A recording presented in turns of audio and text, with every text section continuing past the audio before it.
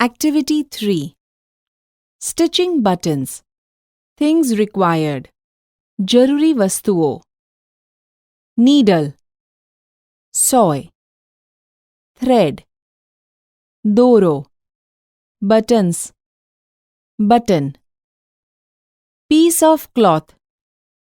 Kapadano tukdo. Steps. Pagla. Take a needle. Take a piece of thread. Ek soy law. Doro law. Put through the pointed thread in the needle eye. Match both the ends of the thread. Make a knot. Put a button at the proper place of the cloth. Pierce the needle from beneath the cloth.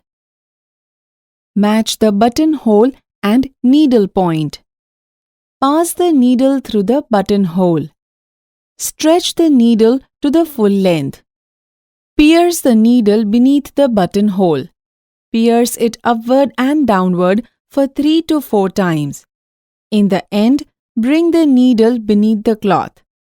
Tie knot beneath the cloth and cut the thread.